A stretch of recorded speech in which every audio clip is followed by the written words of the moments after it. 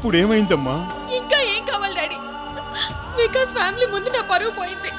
నన్ను ఎంత అభిమానంగా చూసుకుంటారో మీకు తెలీదు. అలాంటి వాళ్ళని ఏ ఆధారం లేకుండా అవమానించారు. ఆధారాలు ఎందుకమ్మా? వాళ్ళ క్యారెక్టర్స్ అంతే. డాడీ మీరేం మాట్లాడకండి, మీకేం తెలీదు. సుబ్బలక్ష్మి చెప్పిందనేగా మీరు ఇదంతా చేశారు. దాని మీద ఉన్న నమ్మకం నా మీద లేదా డాడీ? ఒకరోజు ముందే హైదరాబాద్ వచ్చి వికాస్ ని నన్ను వేడుకొట్టడానికి ప్లాన్ చేశారు. అందుకు ప్రెస్ ని మీడియాని అడ్డు పెట్టుకుని ఏవేవో కథలు అల్లారు. అయ్యో, నువ్వు నన్ను అపార్థం చేసుకుంటున్నావమ్మా. నేను చెప్పేది విను. సుబ్బలక్ష్మి చెప్పింది విన్నారే కానీ నాకొక్క ఫోన్ చేసి ఎందుకు అడగలేదు?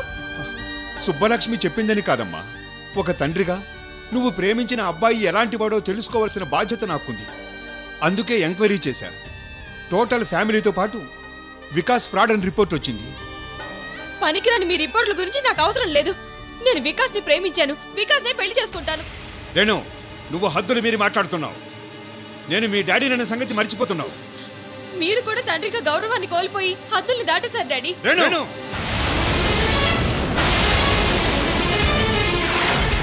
మీరెంత గొంతు చిచ్చుకుని కేకలు వేసినా నా మనసు మార్చలేరు. నేను వికాస్ ని పెళ్లి చేసుకుంటాను, వికాస్ ని పెళ్లి చేసుకుని తీరుతాను.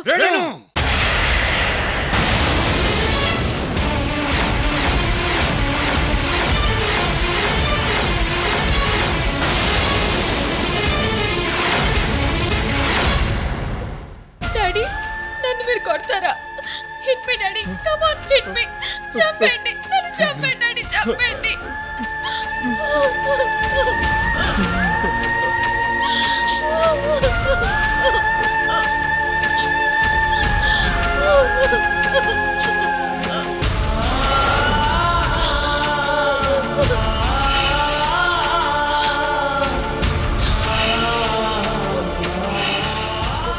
డాడీ మీరెన్ని ప్లాన్లు వేసినా మమ్మల్ని ఇద్దరిని విడతీయలేరు. నేను వికాస్ ని చేసుకుంటాను, నేను వికాస్ ని పెళ్లి చేసుకుని తీరుతాను. అంటే ఈ డాడీని బెదిరించి వాడిని పెళ్లి చేసుకుంటావా? నీకే అంత పౌరుషం ఉంటే నాకింత పౌరుషం ఉండాలి. మా ప్రేమ మీద కోపంతో వికాస్కి ఏదైనా హాని తలపెట్టారో నేనేం చేసుకుంటానో నాకే తెలీదు, గుర్తుంచుకోండి.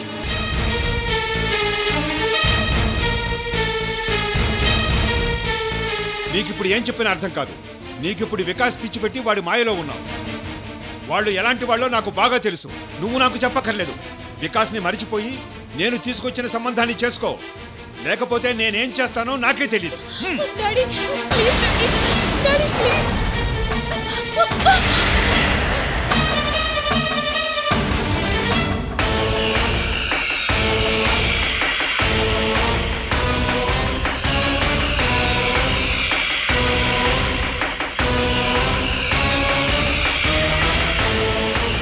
I hate you, Daddy. I hate you.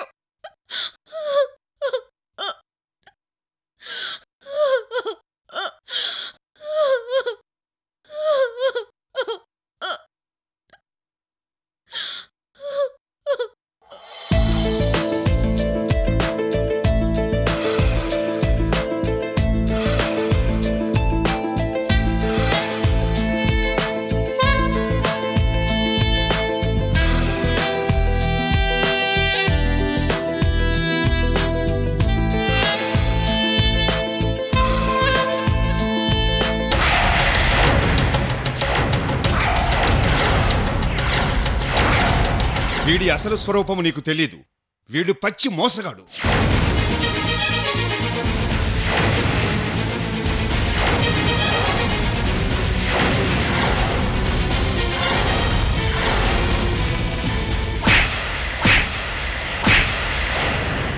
డబ్బున్న అమ్మాయిల్ని ప్రేమించి పెళ్లి చేసుకుని రాత్రికి రాత్రి కోటీశ్వరుడు కావాలని కలలు కంటున్నాడమ్మా వీడు.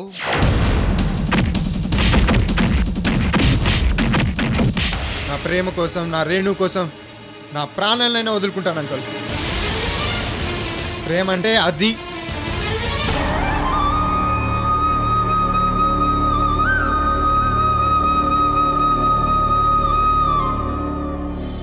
ఆ రోజు రానే వచ్చింది.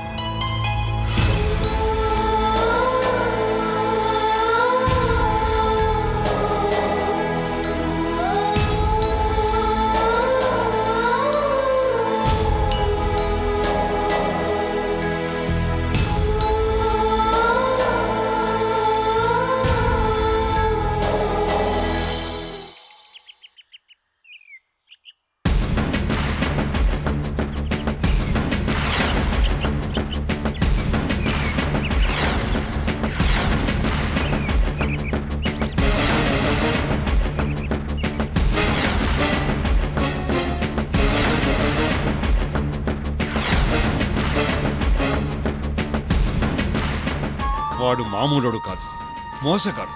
నా 100 కోట్ల ఆస్తికి టెండర్ పెట్టాడు. వాణ్ణి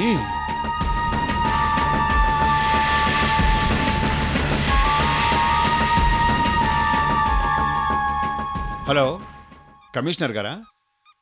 నమస్తే. మీరు నాకు పని చేసి పెట్టాలి. వికాస్ అని. డాడీ, మీరు ఎన్ని ప్లాన్లు వేసినా మమ్మల్ని ఇద్దరిని విడతీయలేరు. నేను వికాస్ని చేసుకుంటాను, నేను వికాస్ని పెళ్లి చేసుకుని తీరుతాను. మా ప్రేమ మీద కోపంతో వికాస్కి ఏదైనా హాని తలపెట్టారో నేనేం చేసుకుంటానో నాకే తెలీదు, గుర్తుంచుకోండి.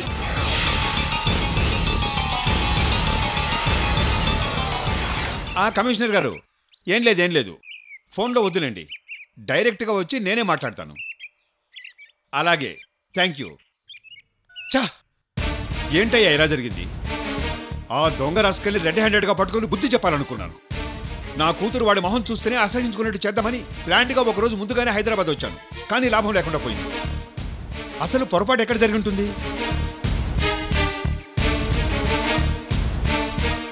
నా రాజకీయ అనుభవం కూడా వాడి ముందు పనిచేయలేదే. సార్, మీరు ఎంత రాజకీయ నాయకులైనా దానికంటే ముందు ఓ ఆడపిల్ల తండ్రి సార్.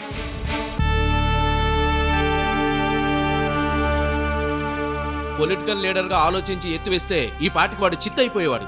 కానీ ఆడపిల్ల తండ్రిగా మిమ్మల్ని మీరు రిస్ట్రిక్షన్స్ పెట్టుకుని ఆలోచించారు, అందుకే ఇలా జరిగింది.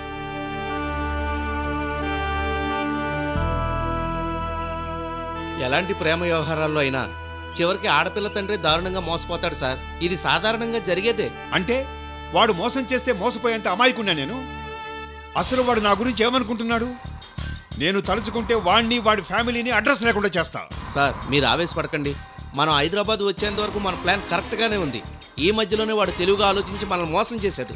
మీరు నాకు 1 గంట టైం ఇస్తే వాడి ఫ్రెండ్స్ని, ఆ గుళ్ళో పూజారిని పట్టుకుని అసలు విషయం రాబడతాను. చిచి, ఇప్పుడు అవన్నీ అవసరం లేదయ్యా. వాడు మోసగాడని తెలిసిపోయింది.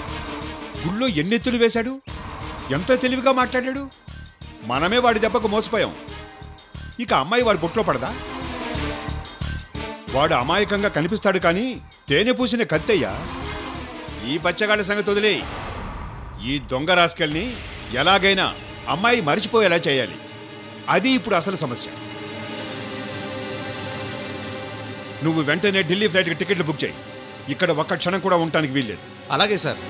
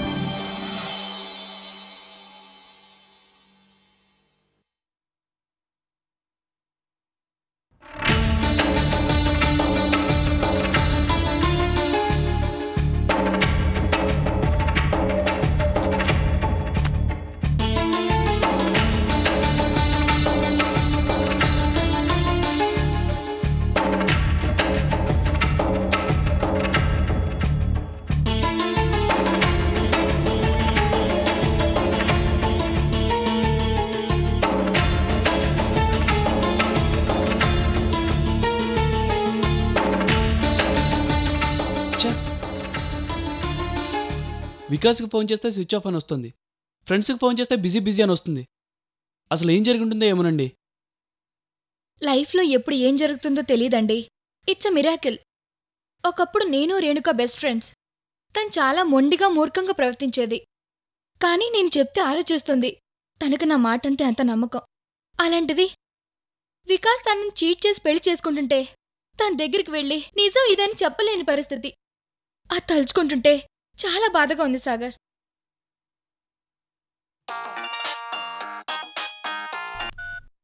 శేషు, నేనే చేశానురా. నువ్వెందుకు చేసావో నాకు తెలుసు. రేణుకతో వికాస్ పెళ్లి క్యాన్సిల్ అయింది. అవునా? ఏ? నేను ఇప్పుడు అర్జెంట్ పనిలో ఉన్నాను, తర్వాత ఫోన్ చేస్తాను. బాయ్. సరేరా. ఏమండి, మీరేం కంగారు పడకండి, పెళ్లి క్యాన్సిల్ అయిందంట. పెళ్లి క్యాన్సిల్ అయిందా? మీరు చెప్పేది నిజమండి? అవును. అమ్మయ్యా, రేణుకు ఎలాంటి ప్రాబ్లమ్స్లో ఇరుక్కుపోతుందని నేను ఎంత టెన్షన్ పడ్డానో తెలుసా? Thank God. నాకిప్పుడు చాలా సంతోషంగా ఉందండి. సంతోషం కాదండి, మీకు ఇంకా ప్రాబ్లమ్స్ ఎక్కువ అవుతాయి.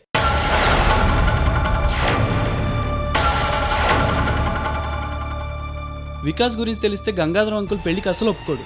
సో వాడు మళ్ళీ ఎలాగైనా ఈ టైప్లోనే పెళ్లి చేసుకోవాలని ప్రయత్నం చేస్తాడు. పెళ్ళయ్యేలోపు రేణుక ఢిల్లీ నుంచి హైదరాబాద్ వస్తూనే ఉంటుంది.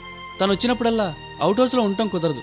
పిల్లి ఎలక చెలగాటంలా మీరు మళ్ళీ అటునుంచి ఇటు నుంచి అటు తిరుగుతూ డిస్టర్బ్ అవుతూనే ఉంటారు. పోనీ ఇక్కడైనా పర్మనెంట్గా ఉండాలంటే అది కుదరదు. తాతయ్య ఏమో ఊళ్ళో లేరు. ఈ ఓనర్ గడువిచ్చిన 15 రోజుల్లో ఇంకా ఎన్ని గండాలు వస్తాయో ఏమో.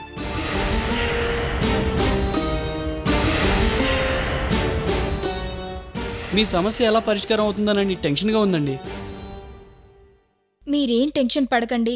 ఎన్ని కష్టాలొచ్చినా మంచి మనసుతో ఆలోచిస్తే కష్టాలన్నీ మంచులా కరిగిపోతాయి.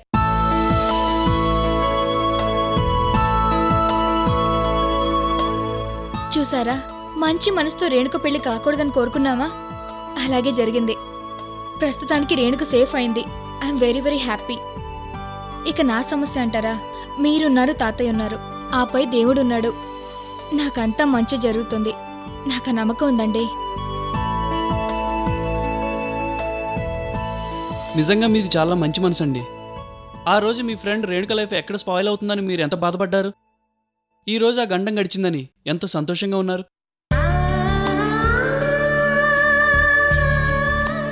ఫ్రెండ్ కష్టాల్లో ఉన్నప్పుడు సహాయం చేసి ఆదుకోలేకపోయినా మంచి జరగాలని మనస్ఫూర్తిగా కోరుకున్నారు చూడండి. అలాంటి వ్యక్తిత్వం చాలా తక్కువ మందికి ఉంటుందండి. నా మనసులో మాట చెప్పనండి, మీ కష్టాలన్నీ తీరిపోయి ఏదో రోజు మీరు గొప్ప స్థాయికి వెళ్తారండి. Thank you Sagar. మీ మంచి మనసుకి ఖచ్చితంగా అంతా మంచి జరుగుతుందండి. నాకు ఆ నమ్మకం ఉంది. మీలాంటి వారి సహకారం ఉంటే నా గోల్ని నేను సాధిస్తాను. అయినా వికాస్ మీద నాకు నిన్ను చాలా కోపం వచ్చిందండి. కానీ ఇంత త్వరగా మనసు మార్చుకుంటాడని నేను అస్సలు ఊహించలేదండి. అదే నాకు అర్థం కావట్లేదండి. ప్రెస్ మీడియాని ఏదేదో చెప్పాడు. హఠాత్తుగా ఎందుకు డ్రాప్ అయ్యాడో నాకు అర్థం కావట్లేదు. అసలు ఏం జరుగుతుంది?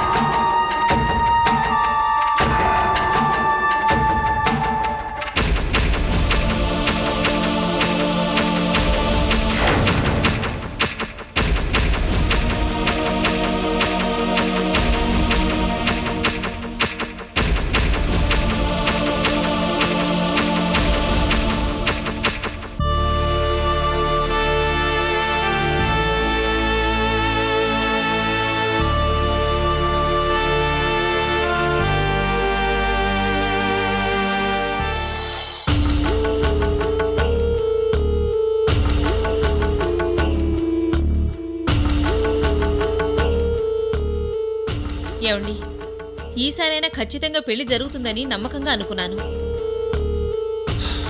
నేను అలాగే అనుకున్నాను భాను. కానీ ఏం చేద్దాం, లాస్ట్ మినిట్లో ఇలా జరుగుతుందని నేను ఊహించలేదు. వాడేం చేసినా వద్దని ఆపటానికి మామయ్య గారు లేరు. ఆ దరిద్రపు కొట్టు అమృత లేదు. ఇంతకంటే మంచి సమయం ఏముంది? అంతా సవ్యంగా జరుగుతుందనుకున్నాను. రేణుక నా లక్ నాన్న, పెళ్లి చేసుకోవడం నా హక్కు మమ్మీ అంటూ హుషారుగా నమ్మకంగా ఉండేవాడు. మనకే ఇలా ఉంటే వాడెంత కుమిలిపోతూ ఉంటాడో. అసలు ఈ సుబ్బలక్ష్మికి పని పాట లేదా? ఎప్పుడు చూసినా వికాస్ చుట్టూ తిరుగుతూ ఉంటుందేంటండి? డాడీ, అన్నయ్య చాలా డల్గా ఉన్నాడు.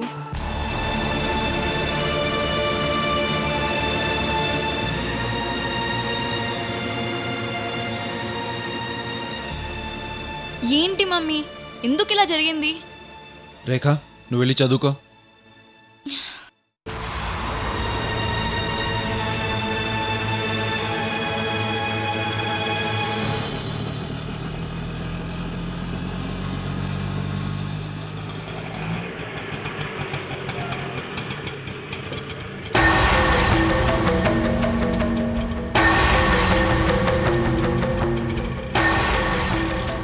నా కొడుకు రక్తం కళ్ళ చూసిన ఆ గంగాధరం బాగుపడ్డు, నాశనమైపోతాడు. భాను, ఏంటి ఆ మాటలు? లేకపోతే ఏంటండి, అలా రోడ్డు మీద మనుషులు పెట్టి కొట్టిస్తాడా? ఆంటీ,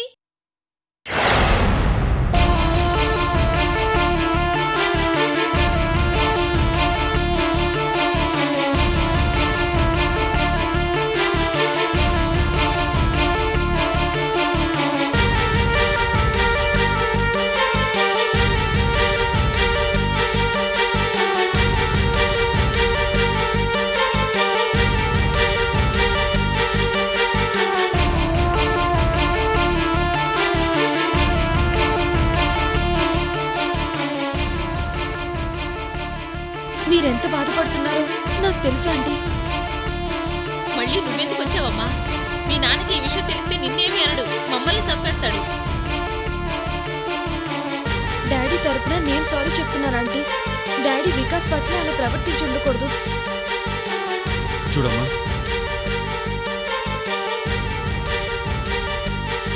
జరగాల్సిన నష్టం అంతా జరిగింది.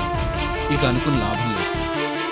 నీకోసం మీ నాన్న ఇక్కడికి రాకముందే వెళ్ళిపో. వికాస్తో మాట్లాడదామని వచ్చాను అంకుల్.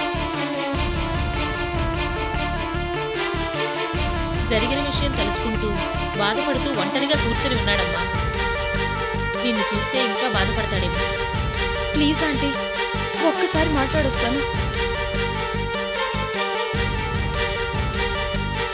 సరే వెళ్ళమ్మా, పైన